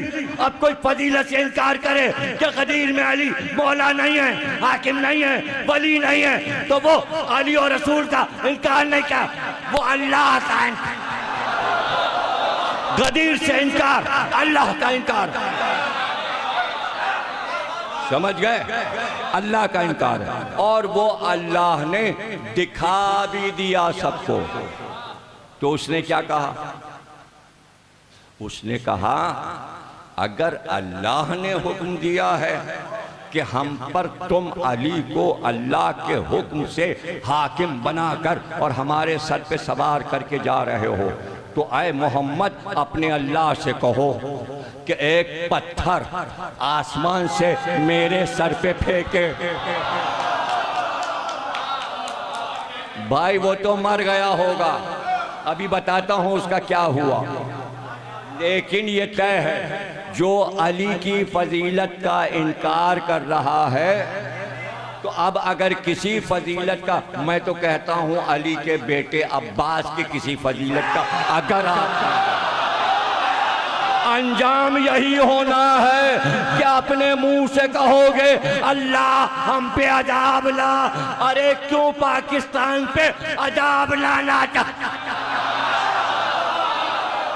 ये हैदर भाई बैठे हैं, इनके छोटे बेटे ने बचपन से मजलिस सुनी, इस वक्त इंचार्ज है जियो टीवी पर, और उसने मेरे साथ एंकर बनकर, मैंने कहा तुम बैठो, मैं किसी के साथ नहीं बैठूंगा, बोल टीवी में 9 को प्रोग्राम आएगा बगैर एडिटिंग के, बोल पूरा प्रोग्राम 9 मुहर्रम को देने जा रहा है, मेरा प्रोग्राम चलेगा। देखिए आज़ादारी पर एक एक चीज मैंने बयान की। उन्होंने पूछा जुलझना क्यों, अलम क्यों, ताबूत क्यों? मैं कहीं मसले का शिकार नहीं हो जाता। क्यों? किसके लिए? किसके लिए मसले? काहे के लिए? सच बोलना है। इसलिए मैं जो कुछ पढ़ रहा हूं मेरे भाइयों, फेसबुक पे ये बहस की जगह नहीं है। हमने सर्च किया था, फुला चीज नहीं मिली। अहमक, गूगल जो चीज डाल रहा है वो किताब से डाल रहा है, उसके ऊपर वही नहीं आ रही गूगल और फेसबुक पे, वो किताब से चीज डालता है। वहां तुम्हें ये रवायतें नहीं मिलेंगी, ये खिसाल तुम्हें वहां मिल जाएगी। हाँ, तुम लोड करोगे तब ये किताब आएगी। तो हजरत अब्बास के मोजज़ात वहां तलाश करोगे। अब सबको यही हैरत है हजरत अब्बास मुर्दा कैसे जिला देते हैं। तो आ जाना, अगर बहुत शौक है जानने का। 8 मुहर्रम को, सिर्फ ये नहीं पढ़ूंगा, आज ऐलान कर रहा हूँ, 8 मुहर्रम को हजरत अब्बास का ताबूत निकलेगा। यहाँ से शुरू करूँगा कि अल्लाह ये कहता है कि ये सूरह अलम भेज रहा हूँ हबीब, अगर मुर्दा पे पढ़कर फूंक दी जाए तो वो जिंदा हो जाएगा। रसूल अल्लाह ने फरमाया मुर्दे पर, हजरत अली ने फरमाया मुर्दे पर सूरह अलम पढ़कर फूंक दो, वो जिंदा हो जाएगा। अल्लाह ने कहा, रसूल ने कहा, अली ने कहा। पूरी उम्मत मुस्लिमा को कसम है, आज तक किसी ने अमल करके देखा कि किसी मुर्दे पे सूरह अलम पढ़ दे वो जिंदा? यकीन हो तो पढ़े, सूरह अलम पे यकीन हो तो पढ़े।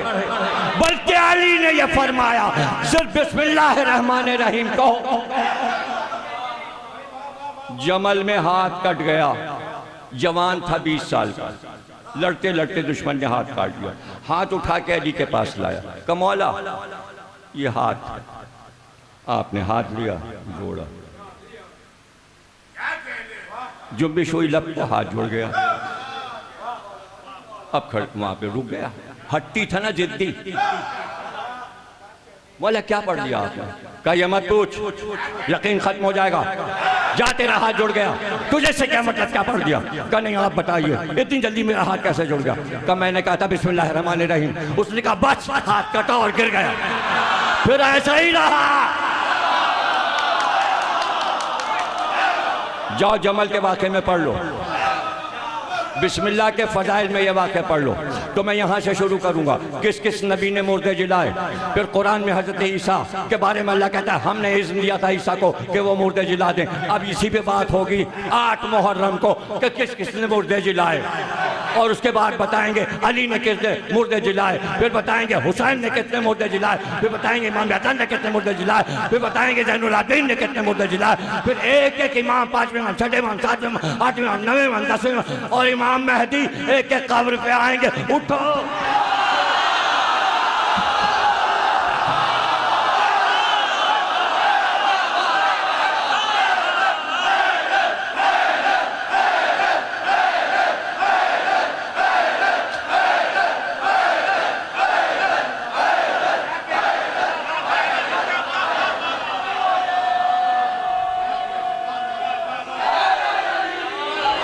मौजज़ाते हजरत अब्बास। जिले रज़ा साहब ने आज ही किताब के सफ़े डाल दिए हैं फेसबुक पे। अब क्या है, वही मौजज़ा। वैसे कई मौजज़े हजरत अब्बास की किताब में है कि आपके रोज़े में कितने मुर्दे ज़िंदा हो गए। कोशिश करेंगे सारे वाक़े पढ़ें। एक अल्लामा तालिबुर साहब ने भी एक बच्चे का ज़िंदा होना मजलिस में पढ़ा है, वो वाला भी दोहरा दूंगा उनके हवाले, और वो भी लिखा हुआ है। ये 8 को पढ़ूंगा कि अब्बास ने कितने मुर्दे जिलाए, आज कितने जिलाते हैं।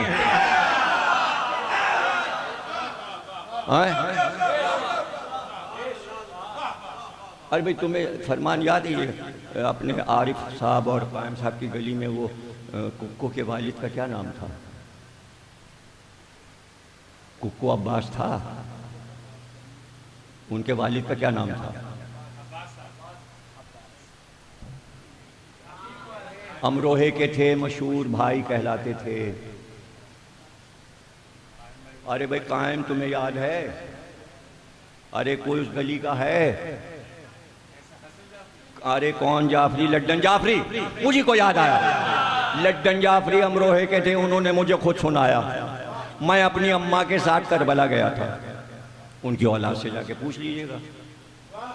गली बता दी, उनके बेटों के नाम भी मुझे याद है। 1-2 बेटे शायद दुबई में, सब यहाँ है। वो डेकोरेशन की दुकान जिसकी है उसका क्या नाम है? शमीम। शमीम तो है ना यहाँ, लड्डन जाफरी का बेटा, उससे पूछिएगा, वो बता देगा। कहने लगे अम्मा मुझे लेके करबला गई, मुझे पतंग उड़ाने की आदत है। मैं करबला में जहाँ ठहरा था छत पे चढ़ गया, पतंग उड़ाने लगे। करबला में भी उन्होंने पतंग उड़ाई।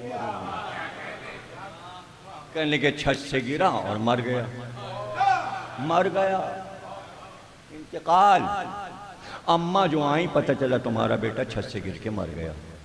अम्मा मुझे उठा के हजरत अब्बास के रोज़े में ले गई और उठा के मेरी लाश में फेंक दी। का इकलौता बेटा मेरा, और मैं बेटे को लेके आई कि अब यहाँ से क्या मैं इसको मैयत लेके जाऊँ, मुझे जिंदा बेटा चाहिए। लड्डन जाफरी कहने लगे मैं जिंदा हो गया।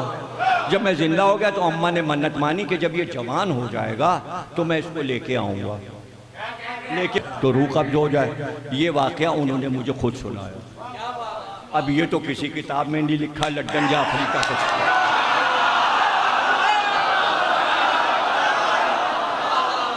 हजरत अब्बास ने जिंदा कर दिया उनको, तो इस पे हैरत न करो। वो सारे लोग कैसेट लेके अब्बास कुमैली साहब के पास पहुंच गए। देखिए ज़मीर अख्तर ने क्या पढ़ दिया। कुमैली साहब ने कहा इसमें क्या ऐसा है? हाय हाय, वो जो नुक्ता है वो कोई बयान नहीं कर रहा। चूंकि जो कमा का मातम करते थे वो मर गए और वो जिंदा हो गए। परेशानी ये कमा वाले रजिस्ट्रेशन ले आए अल्लाह के यहाँ से। ये तो होगा, ये तो होगा, ये वादा है अल्लाह का। अज़ादारी आम इंसान का वादा नहीं बल्कि अल्लाह का वादा है। उम्मे सलमा उम्मुल मोमिनीन फरमाती हैं, हज़रत आयशा, हज़रत हफ्सा, हज़रत ज़ैनब, उम्मुल मोमिनीन, 5 हज़रत उम्मे मैमूना, ये 5 बीबियां हैं रसूल की जो इस बात की गवाह हैं कि एक दिन ऐसा हुआ कि रसूल अल्लाह उम्मे सलमा के घर तकलीफ खत्म हो गई। रसूल अल्लाह उम्मे सलमा के घर में आए, फरमाती हैं मेरे पास आए कि मैं थका हुआ हूँ, मैं इस हुजरे में सोने जा रहा हूँ, किसी को हुजरे में आने ना देना। रसूल अल्लाह हुजरे में चले गए। थोड़ी देर के बाद मैं अपने काम से फुर्सत पा चुकी तो मैंने देखा कि आराम से लेटे हैं, आराम कर रहे हैं। मैं खुश हो गई कि रसूल अल्लाह को आराम मिला। कुछ देर न गुजरी थी कि 4-5 साल का नवासा हुसैन खेलता हुआ मेरे घर में दरवाजे को खोल के दाखिल हुआ और आते ही कहने लगा नाना है यहाँ, और हुजरे की तरफ बढ़ा। इस हुजरे में मेरे नाना है। मैंने कहा हुसैन जाना नहीं, वहाँ नाना आराम कर रहे हैं, वहाँ नहीं जाना। वो कह गए यहाँ किसी को आने ना देना। बस ये आवाज़ नानी और नवासे में जो हुई, देखिए रसूल ने नानी सिर्फ एक को कहा है और वो उम्मे सलमा है, बस इसलिए कि वो करबला के वक्त तक मौजूद थी। आशूर के दिन उनका इंतकाल हुआ सन 61 हिजरी में 10 मुहर्रम को। वो 100 साल से ज़्यादा जी। आवाज़ जो बुलंद हुई, रसूलुल्लाह का उम्मे सलमा क्या हुसैन आया है? मैंने कहा हाँ हाँ रसूल अल्लाह हुसैन है। को उसको नहीं रोको। मैंने सबको मना किया मेरे हुसैन को आने दो। मैंने इजाज़त दे दी। हुसैन हुजरे में दरवाज़ा खोल के चले गए। कुछ देर के बाद फिर मैं गई। मैंने हल्का सा दरवाज़ा खोल के देखा तो मैंने ये मंजर देखा कि रसूल अल्लाह लेटे हुए थे, हुसैन रसूल अल्लाह के सीने पे बैठे हुए थे, नाना और नवासे में प्यार की बातें हो रही थी, मुस्कुरा रहे थे रसूल अल्लाह भी और हुसैन भी खुश थे। और खुश हो के मैंने कहा तबीयत बहाल हो गई रसूल अल्लाह की हुसैन को देखकर। मैं इत्मीनान से फिर अपने घर के कामों में लग गई। कुछ देर न गुजरी थी कि मेरे कानों में रोने की आवाज़ आई। हो गई भाई, तकरीर खत्म हो गई मेरे कानों में। मुहद्दिस देहलवी ने भी इस वाक़े को लिखा है, जो देवबंदी थे उन्होंने भी अपनी किताब में इस वाक़े को लिखा है। और उसके बाद कहते हैं उम्मे सलमा उस हुजरे के पास गई। अब जो देखा हुसैन सीने पर सो गए थे, गाफिल सो रहे थे, मगर रसूल अल्लाह का सीधा हाथ ऐसे ज़मीन पे रखा था और मुट्ठी बंद थी। मैंने घबरा के दरवाज़ा खोल दिया और मैं अंदर दाखिल हो गई। मैंने कहा या रसूल अल्लाह, अल्लाह आपको किसी गम में ना रुलाए, अल्लाह आपको किसी गम में ना रुलाए, अल्लाह मेरे मोमिनीन को, मेरे भाइयों को, मेरे अज़ादारों को किसी गम में ना रुलाए। उम्मे सलमा का जुमला है ये कि अल्लाह आपको किसी गम में ना रुलाए। रोने का सबब का अभी हुसैन खेल रहा था, खेलते खेलते मेरे सीने पे सो गया। जिब्रील अमी आए और कहने लगे अल्लाह ये फरमाता है बहुत चाहते हैं आप इस नवासे को, करबला में 3 दिन का भूखा प्यासा इसको ज़िबा किया जाएगा। और उसके बाद जिब्रील ने कहा जहां हुसैन को ज़िबा किया जाएगा उस ज़मीन का नाम करबला है। वहाँ की मिट्टी जिब्रील ने लाकर मेरे हाथ पे रख दी। मैंने जब उसको सूंघा तो हुसैन की खुशबू आती है। उम्मे सलमा ये मेरे हाथ में करबला की मिट्टी है। जियो सलामत रहो हुसैन के रोने वालों, बस हुसैन के गम में रो और कोई गम तुम्हें ना मिले। एक बार रसूल अल्लाह ने उम्मे सलमा को करीब बुलाया, कहा आओ मेरे पास आओ। उम्मे सलमा मेरे बाद सबसे आखिर में तुम वफात पाओगी, सारी बीवियां इंतकाल कर जाएंगी लेकिन तुम सबसे आखिर में, और वाक़ई करबला तुम्हारे दौर में होगा, तुम्हारे सामने होगा। इसलिए ये खाक मैं अमानत तुमको देता हूँ। लाओ हाथ लाओ। उम्मे सलमा ने करबला की खाक अपने हाथ पे ले ली कांपते हुए हाथों से, और रसूल अल्लाह ने कहा इसको हिफाजत से रखना। बस उम्मे सलमा याद रखना हुसैन इराक़ जाएगा, जब वो चला जाए तो इस मिट्टी को देखती रहना। ये मिट्टी उस दिन खून हो जाएगी, मिट्टी नहीं रहेगी, ये खून हो जाएगी। बस समझ जाना मेरा हुसैन मार डाला गया। उम्मे सलमा कहती हैं एक शीशे में मैंने वो मिट्टी रखी और अपने हुजरे में एक ताक में मैंने वो शीशा रख दिया, उसके ऊपर मैंने काला पर्दा डाल दिया। यहाँ तक के रसूल की 11 हिजरी में वफ़ात हुई, उसी हिजरी में जनाब फ़ातिमा की वफ़ात हो गई। फिर उसके बाद हज़रत अली की वफ़ात हो गई 40 हिजरी में। 50 हिजरी में इमाम हसन की शहादत हो गई। यहाँ तक के 50 हिजरी के बाद 60 हिजरी आ गई। 28 रजब 60 हिजरी को मुझे पता चला हुसैन पूरे घर को लेकर इराक़ जा रहे हैं। मैं अपने आशा के सहारे वहाँ पहुँची और मैंने पहुँच कर कहा हुसैन इराक़ ना जाओ मेरे लाल, मैंने तुम्हारे नाना से सुना है कि वहाँ तुम्हारा पूरा ख़ानदान कत्ल कर दिया जाएगा। बेटा इराक़ ना जाओ, मैंने सुना है वहाँ सैदानियों की चादर छिनेगी, बेटा वहाँ ना जाना। हुसैन ने कहा नानी आपको तो नाना एक मिट्टी दे गए हैं, आपको तो सब बता गए हैं, ये तो वादा है, ये वादा है, नानी जाना है। कैसे रो रो कर उम्मे सलमा ने पूरे ख़ानदान को अलविदा कहा। पर चलते वक्त हुसैन ने इतना कहा नानी ज़रा सुगरा का ख्याल रखिएगा, कभी सुगरा को तन्हा ना छोड़िएगा, अकेले घर में बहुत घबराएगी। फिर आवाज़ दी मादर अब्बास को, अय मादर गिरामी उम्मुल बनीन ज़रा सुगरा का ख्याल रखिएगा, ये अकेली ना रहे। अरे असगर से खेलती थी, इसका भाई अकबर कासिम सबको देख देख के जीती थी, आप इसके साथ रहिएगा।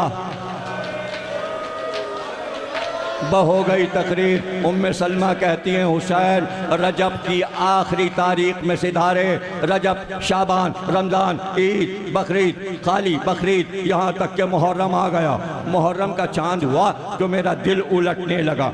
मुहर्रम का चांद देखकर मुझे खुशी नहीं हुई, मुझ पे गमतारी हो गया। बस फिर जब मैं परेशान हुई तो पहली मुहर्रम से मैं ज़ोहर की नमाज़ पढ़कर, ज़ोहरैन की नमाज़ पढ़कर, इसलिए कि रसूल अल्लाह ने फरमाया था कि असर का वक्त आएगा तो वही वक्त हुसैन की शहादत का होगा। मैं ज़ोहर और असर पढ़कर 2 बार ताक के पास जाती और जाकर पर्दा हटाती और उस खाक शिफा को देखती, करबला की मिट्टी को देखती। यहाँ तक कि जब 7 तारीख आई तो अब मैंने जो पानी पिया तो मेरे गले में पानी अटक गया। मैंने कहा परवरदिगार ऐसा तो कभी नहीं हुआ कि पानी गले से ना उतरे। मैं और परेशान हुई। 8 तारीख गुजरी, अब जो 10 की रात आई तो आधी रात को मेरे दीवार के पीछे से कभी इधर से रोने की आवाज़ है, कभी इधर से रोने की आवाज़, कभी उधर। मैं कभी इस दीवार की तरफ जाती, कभी मैं, अल्लाह ये क्या है, ये मदीना इतना वीरान क्यों लग रहा है, ये किसके रोने की आवाज़ है, किससे पूछूं। यहाँ तक के 10 मुहर्रम नमूदार हुई। एक बार मैं मुसल्ले पर बैठे बैठे ज़ोहर पढ़कर सो गई। जाने कब तक मेरी आँख लगी, मैंने ख्वाब में देखा कि रसूल अल्लाह आए, सर पे मिट्टी पड़ी, जुल्फ़ें उलझी हुई, हाथ में एक शीशा था, उसमें लहू उछल रहा था। मैंने कहा या रसूल अल्लाह आपको कभी ऐसा नहीं देखा, क्या आपके बालों पे खाक हो, ये हाथ में लहू कैसा है। अरे उम्मे सलमा तुम सो रही हो, मेरे बच्चे मारे गए, मेरे बच्चों को मार डाला। मैं घबरा के उठी, पर्दा हटाया, मैंने देखा अब वहाँ मिट्टी नहीं थी, खाके शिफा की जगह लहू था। जोश मारा।